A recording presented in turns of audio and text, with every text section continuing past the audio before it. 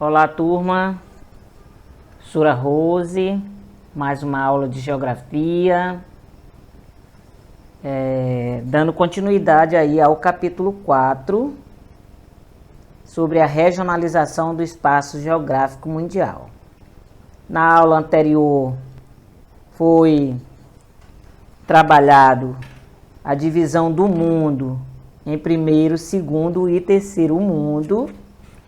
E nesta aula iremos trabalhar a divisão do mundo em países ricos e pobres,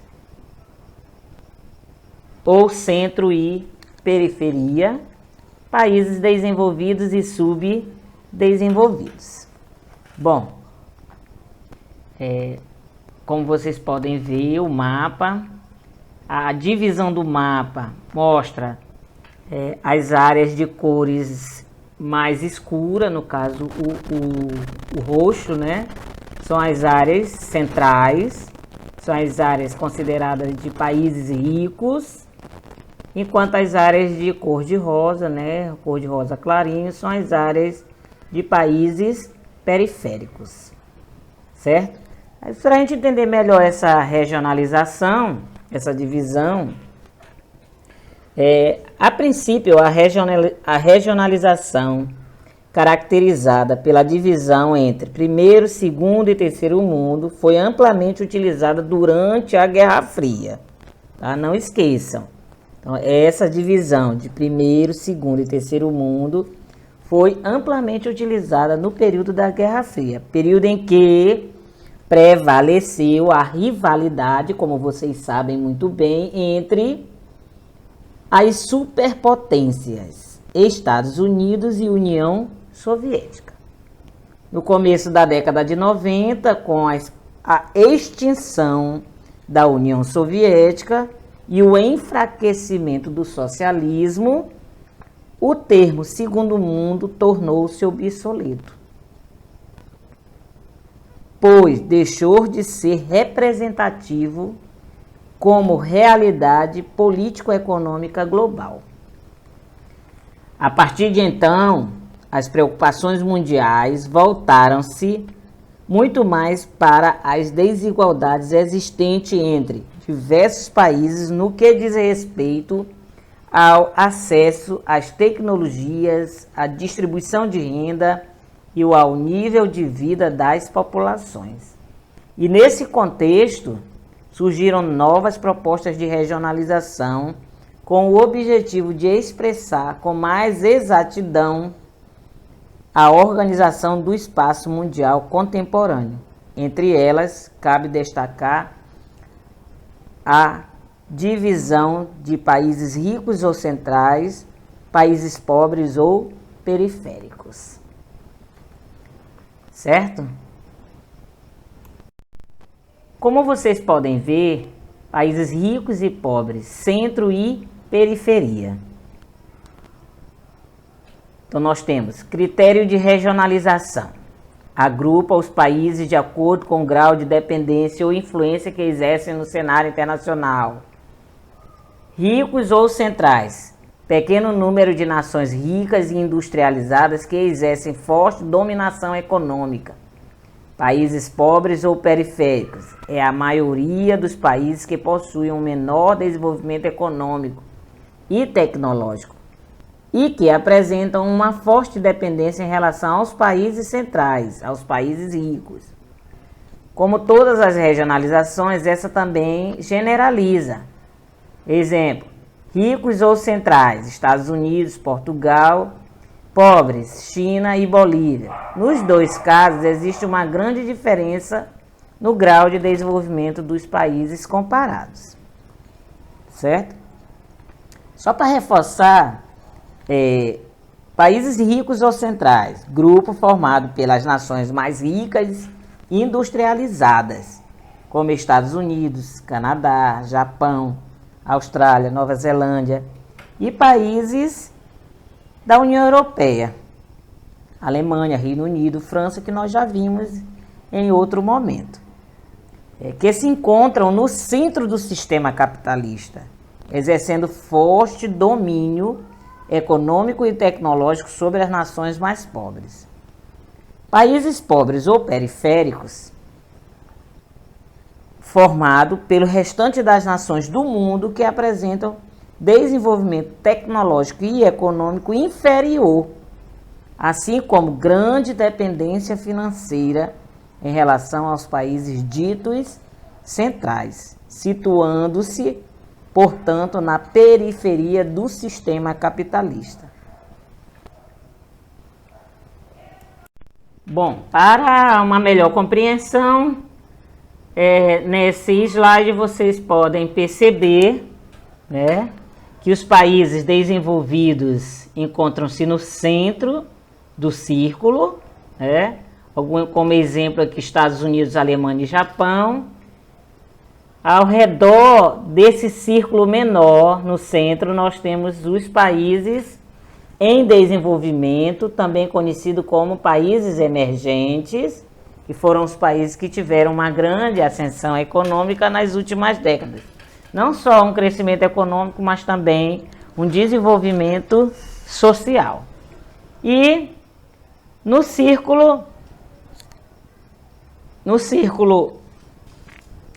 maior aqui, né, ao redor do centro e do círculo intermediário, nós temos o mundo subdesenvolvido, né, com maiores dificuldades, né? Aqui, ó.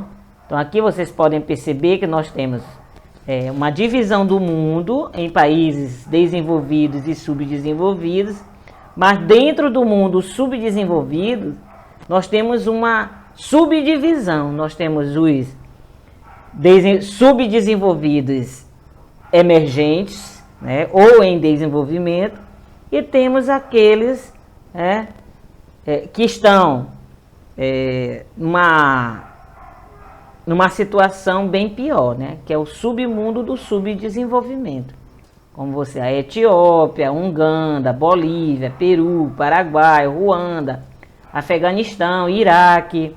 Aí alguém poderia perguntar, mas professora, o Afeganistão, não, o Iraque não é um dos produtores de petróleo, mas por que ele está no mundo subdesenvolvido? Porque uma das principais características do mundo subdesenvolvido é a concentração de renda. Então, apesar de ter uma grande riqueza, mas essa riqueza ela fica concentrada na mão de poucos da população iraquiana, tá?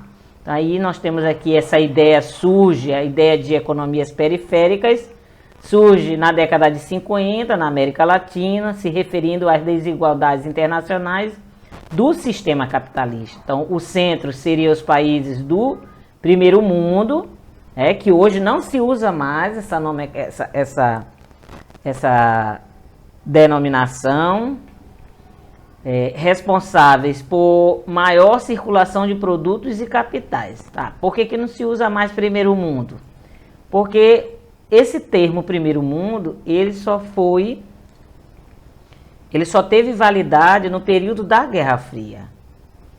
Tá? Por quê? Porque no período da Guerra Fria nós tínhamos 3 mundos, em se tratando de aspecto econômico e político-social. Nós tínhamos o mundo capitalista rico, nós tínhamos o mundo socialista, que era o segundo mundo, e o terceiro mundo, que eram os capitalistas pobres, agroexportadores. Aí a semiperiferia, que é essa área aqui amarela, os países em desenvolvimento ou economias emergentes, em desenvolvimento industrial, como Brasil, Argentina e México. E a periferia, que é essa parte aqui maior, esse círculo maior, que países de pouca participação no mercado global. Bom, agora nós vamos ver a regionalização em países desenvolvidos e subdesenvolvidos, que é outra forma, é a forma de regionalização que leva em conta os aspectos relacionados às desigualdades tecnológicas, científicas e, sobretudo, socioeconômicas entre as nações e as classifica como desenvolvidas e subdesenvolvidas. Então, de acordo com esse critério, podemos considerar desenvolvidos os países com alto nível de industrialização, amplo e diversificado mercado de consumo e de bens e de serviços e cuja população usufrui de um elevado padrão de vida. De maneira geral, a economia dos países desenvolvidos é vigorosa e seu crescimento depende basicamente de forças produtivas internas. Já os países com nível de industrialização mais baixo ou com economia baseada predominantemente no setor primário, na agricultura, na pecuária, no extrativismo, e dependentes tecnologicamente e financeiramente dos países ricos, e cuja população, em sua maioria, apresenta baixo padrão de vida, são considerados subdesenvolvidos. Aí aqui o mapa representa a divisão do mundo em mundo desenvolvido e mundo subdesenvolvido, ou países do norte e países do sul, que é uma outra relação, né, que se faz em respeito diplomático às nações, em decorrência do termo desenvolvido e subdesenvolvido, dá uma conotação de superioridade e inferioridade, que não é diplomático. Então adotou-se países do norte para os países ricos e países do sul para os países pobres. Vejam bem que essa linha vermelha que separa as economias ricas das economias pobres é uma linha que nós chamamos de delimitação geoeconômica, para não nos confundirmos com a linha do Equador. A linha do Equador vai dividir o planisfério em hemisfério norte e hemisfério sul. Ela não pode ser considerada uma delimitação para países do norte e países do sul. Por quê? Porque nós temos nações, no caso, nações que são desenvolvidas no hemisfério sul, como a Austrália e a Nova Zelândia, certo? As nações desenvolvidas e as subdesenvolvidas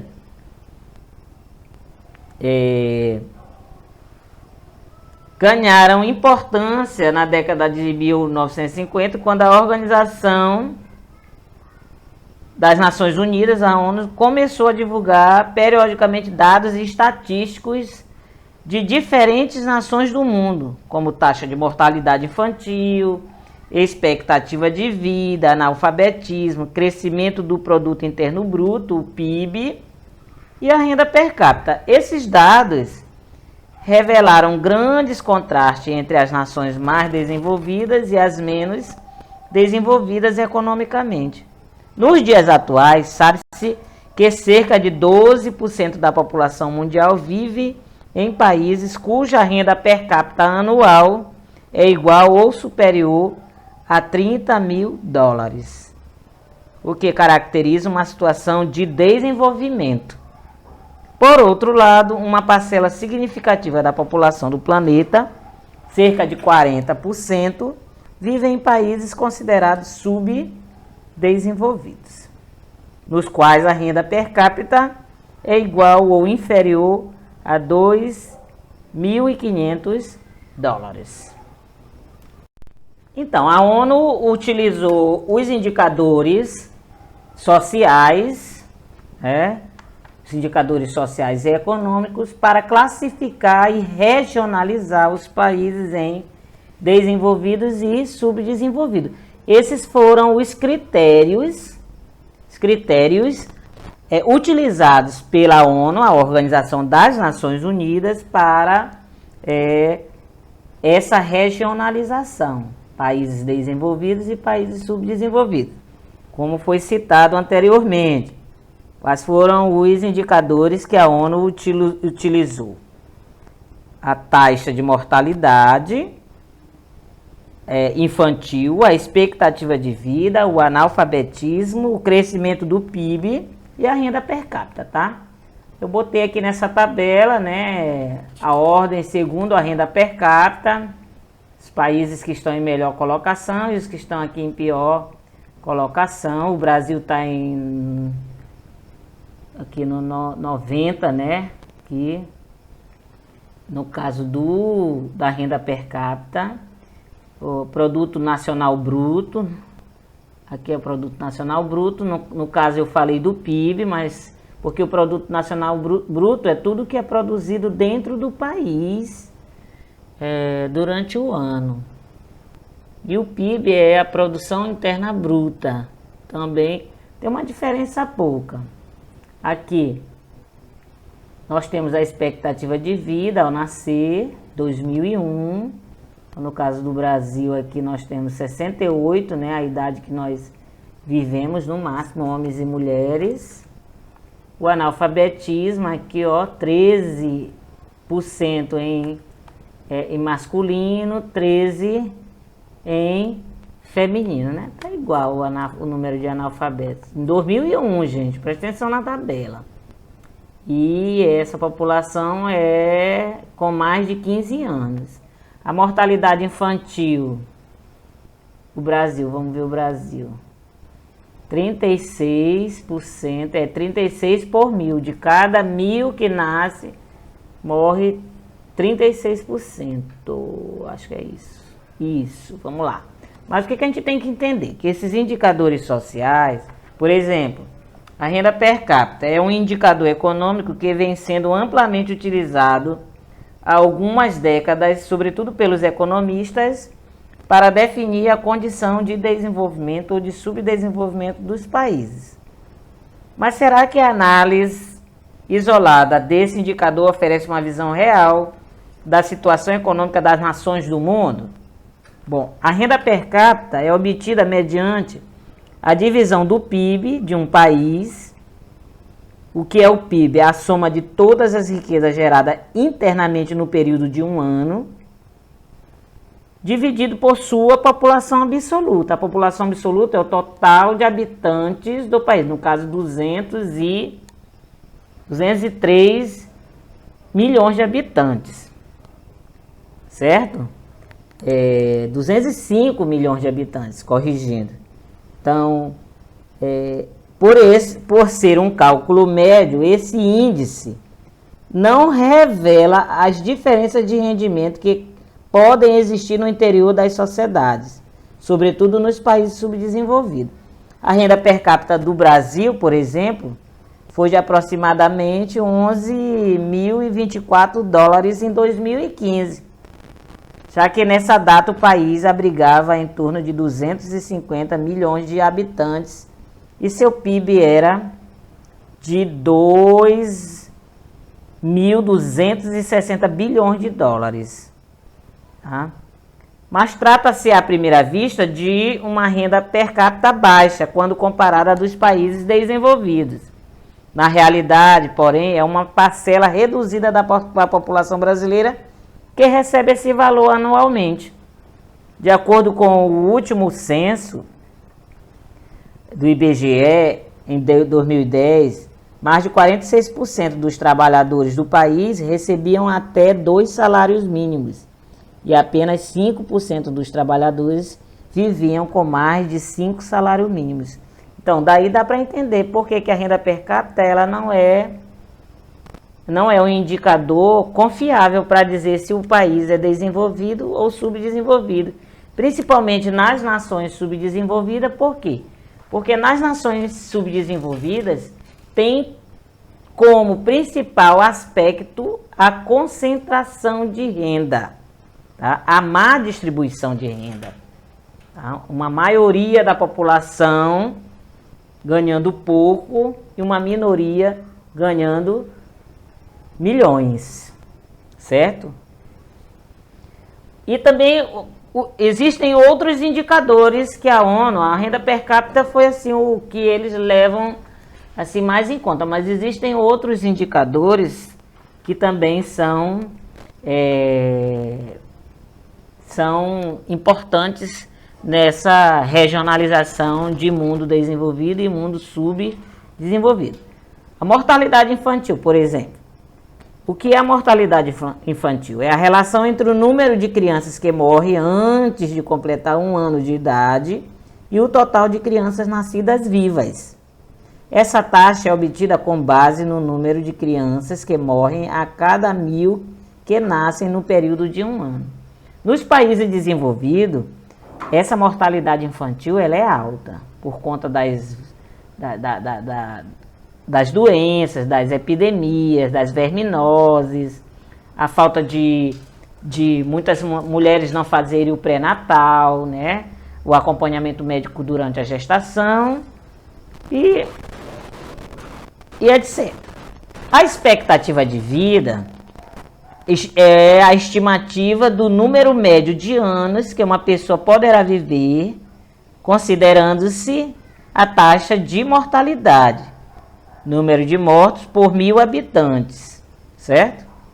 E o analfabetismo, ora, todos vocês sabem, o analfabetismo é a porcentagem de pessoas que não sabem ler e nem escrever, certo? Esses são os indicadores sociais que são levados em consideração para a divisão do mundo em mundo subdesenvolvido e mundo desenvolvido. Bom, pessoal, como vimos, a análise de um único indicador, como a renda per capita, não é suficiente para avaliar as condições socioeconômicas da população de um país. Buscando obter informações mais precisas sobre a realidade de cada nação do mundo, a ONU vem utilizando desde a década de 1990 um indicador denominado Índice de Desenvolvimento Humano. Tá?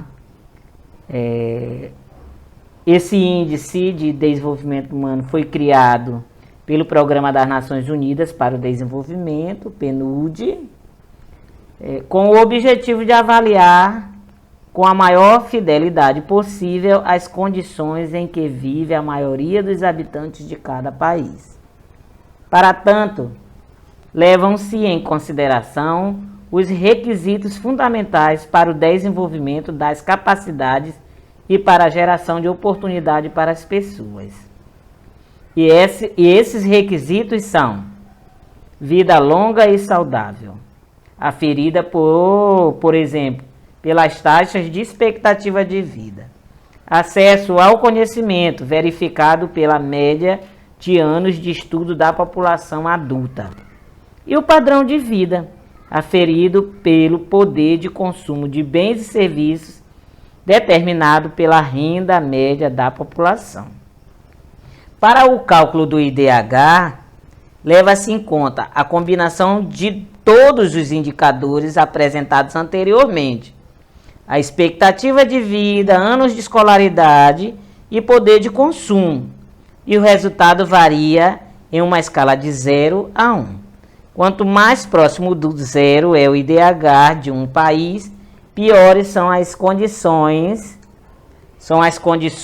socioeconômicas enfrentadas pela população. Quanto mais próximo de 1 é esse índice, melhores são as condições socioeconômicas da nação.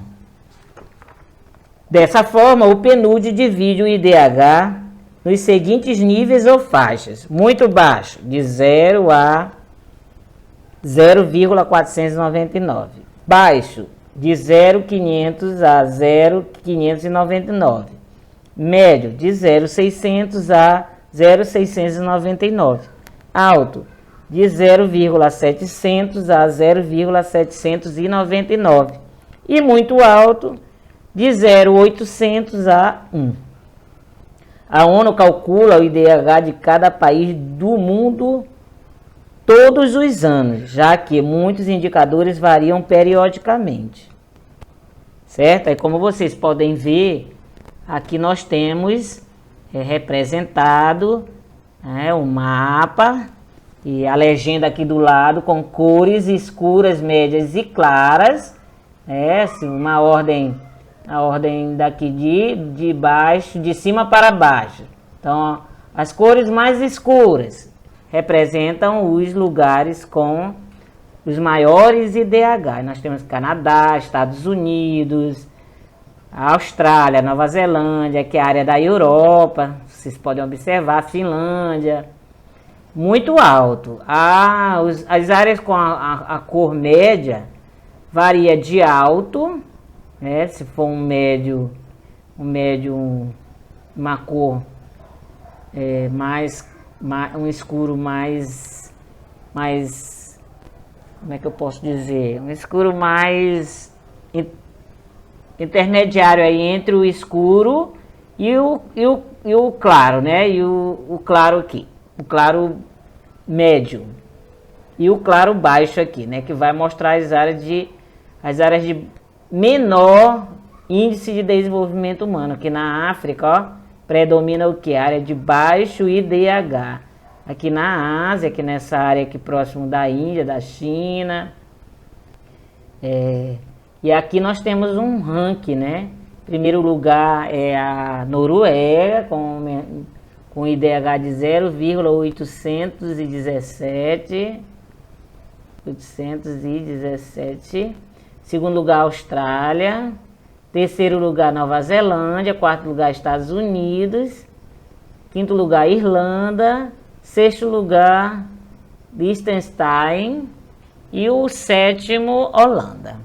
Então, bom, gente, aqui finalizamos nossa aula, mas é importante também nós entendermos que as origens históricas do desenvolvimento e do subdesenvolvimento,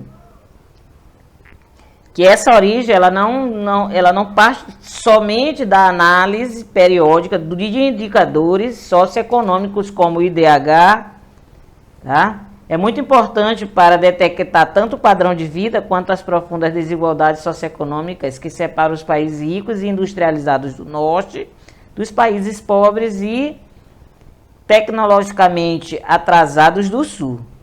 Mas como se pode explicar a ocorrência de desigualdades tão acentuadas? Qual seria a origem do desenvolvimento e do subdesenvolvimento das nações? Bom, para responder essas questões, devemos recorrer mais uma vez à história do modo de produção capitalista no mundo, certo?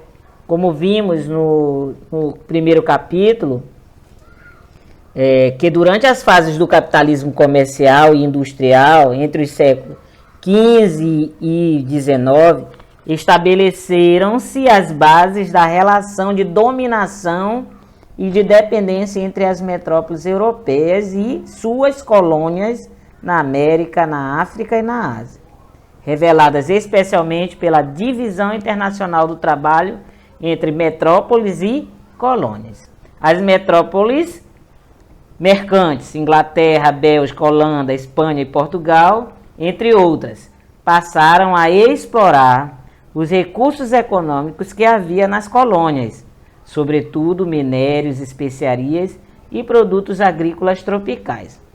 Dessa maneira, as metrópoles enriqueceram à custa da exploração das riquezas retiradas de suas colônias, o que permitiu, por exemplo, a acumulação de capital suficiente para impulsionar a atividade industrial e promoveu a revolução das técnicas de produção que ocorreriam a partir de então. Tal fato colocou essas nações na vanguarda do desenvolvimento econômico e tecnológico, social, posição mantida até os dias atuais. As colônias, por sua vez, permaneceram durante séculos sob o domínio político e econômico das metrópoles, exportando matérias-primas e importando produtos manufaturados.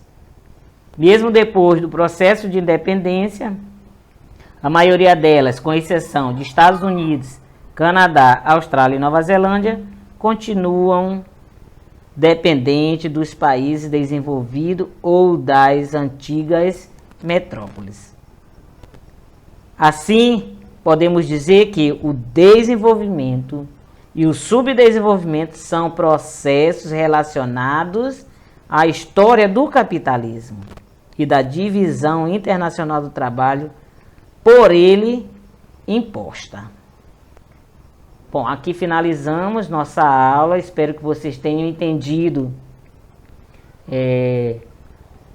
essa diferença das regionalizações em países ricos e pobres, centro e periferia, países desenvolvidos e subdesenvolvidos, essa relação, as relações norte e sul, onde os países do norte são os países ricos e os países do sul os países pobres, e a importância dos indicadores sociais para a consolidação dessa divisão do espaço geográfico mundial em regiões com características em comum, regiões com características semelhantes.